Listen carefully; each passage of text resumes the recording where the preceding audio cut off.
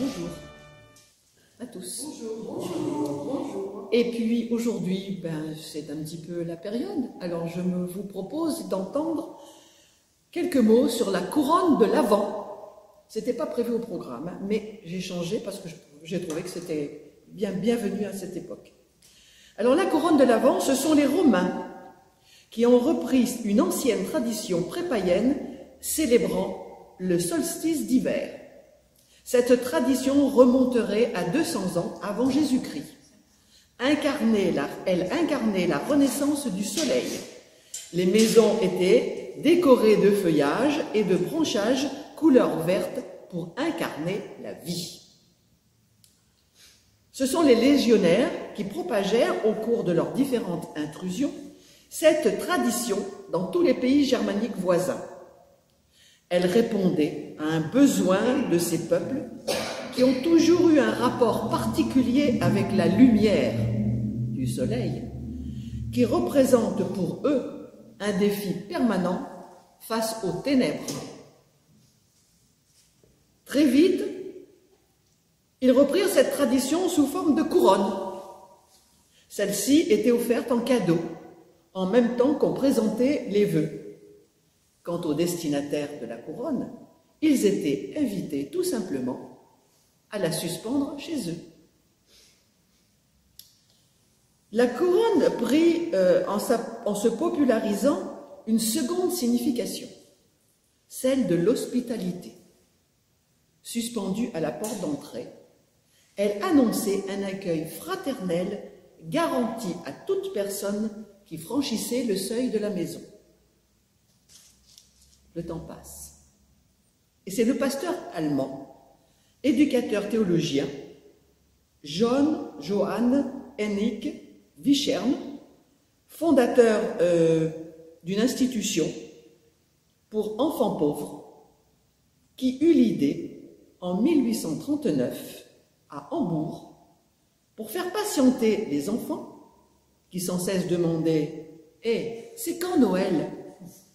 qu'il confectionna une couronne en bois, sur laquelle il fixa 20 petites bougies rouges et 4 grandes, blanches.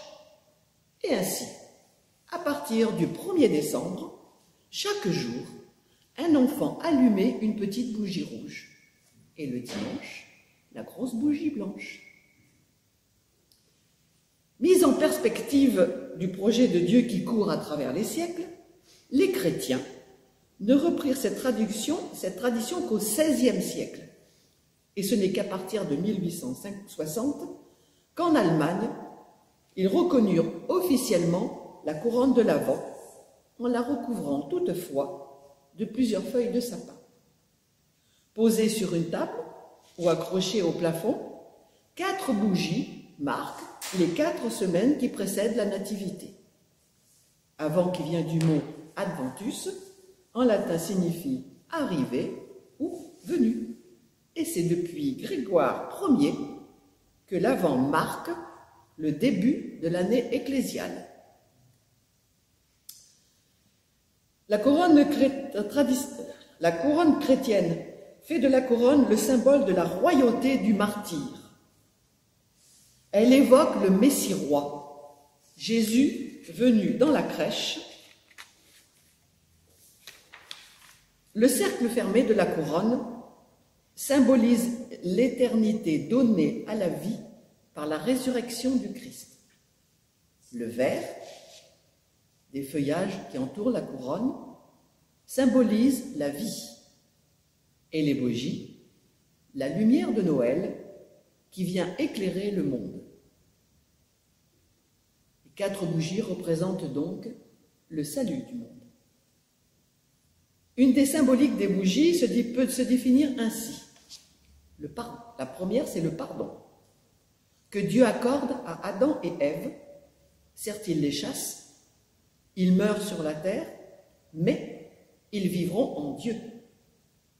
La deuxième, la foi, celle des patriarches, pensez à Abraham, qui ont cru au don de la terre promise et qui sont restés fidèles à cette parole de Dieu, à cette promesse de Dieu.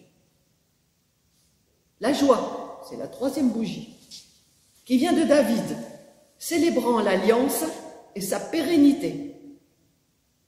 Quant à la quatrième, l'espérance, elle annonce un règne de justice et de paix à venir. Aujourd'hui, les bougies sont généralement rouges, couleur symbolique du feu et de la lumière. En Suède, elles sont blanches, car elles évoquent la pureté. Et en Autriche, elles sont violettes, en signe de pénitence. L'Avent chez les orthodoxes commence dure 6 semaines et commence entre le 11 et le 15 novembre. Chez nos frères catholiques, la signification symbolique et spirituelle de la couronne de l'Avent renvoie à plusieurs significations. Sa forme ronde indique qu'il n'y a ni début ni fin, symbole de Dieu qui est l'alpha et l'oméga. La deuxième bougie, la couronne rappelle, par sa forme ronde, l'épine du Christ, la couronne d'épines du Christ. L'Église célèbre cette royauté unique le dimanche du Christ roi, c'est-à-dire celui qui précède le premier dimanche de l'Avent. La couronne montre que le temps des fêtes revient régulièrement chaque année. L'Avent, c'est aussi l'attente de la venue du Christ, pas seulement à Noël, mais dans sa gloire de Dieu. Les conifères sont des branches qui restent vertes et ne meurent pas. Elles sont symboles de vie et d'éternité. Les fruits posés sur la couronne, pommes de pin, agrumes séchés, etc., signifient que la vie renaît. Ils portent en eux les graines, symboles d'une vie qui renaît sans cesse. Les bougies ont plusieurs significations. En voici une. La première, veiller dans l'attente du Seigneur. La seconde, entendre la voix de Jean-Baptiste. Souvenez-vous, préparez les chemins du Seigneur. Ça vous dit quelque chose? La troisième appelle à la joie. Le Seigneur est proche. La quatrième annonce les événements qui précèdent la naissance du Christ. Voici une autre explication pour ces 4 bougies. Elles peuvent être le symbole, rappeler les 4 évangélistes, Matthieu, Marc, Luc et Jean. Elles peuvent aussi être les 4 points cardinaux, le nord, le sud, l'ouest et l'est, qui ont pour signification Dieu est présent partout. Ou les 4 saisons, printemps, été, automne, hiver, qui signifie Dieu est présent en tout temps. Les flammes des bougies représentent la lumière des prophéties qui illuminèrent la nuit du peuple dans l'attente de la lumière véritable. Pour le chrétien, c'est le signe de l'espérance et de sa vigilance dans l'attente de venue du Christ, celle de Noël, mais aussi celle définitive de la fin des temps. Enfin, pour tous, chrétiens, dans le monde, la couronne de l'Avent est un chemin proposé qui annonce une venue particulière qui marque toute l'histoire de l'humanité. À notre époque, et quelles que soient les convictions, elle reste un symbole important de la lumière.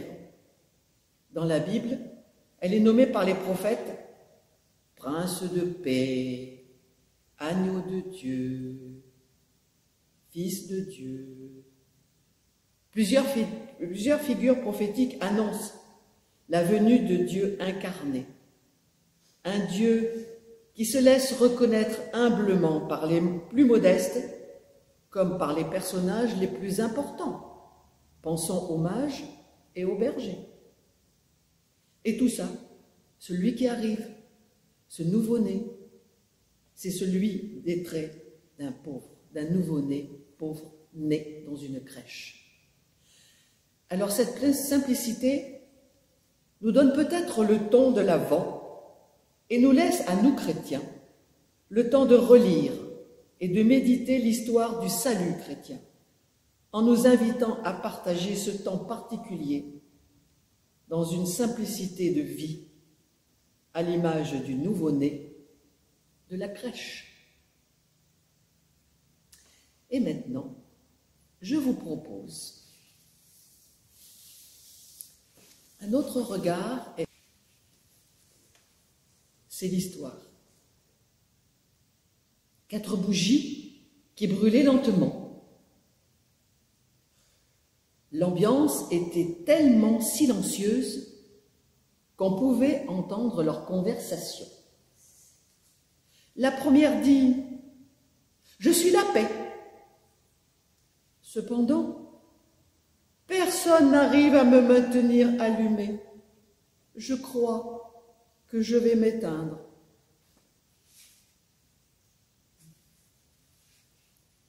Et elle s'éteignit complètement. La deuxième dit « Je suis la foi ».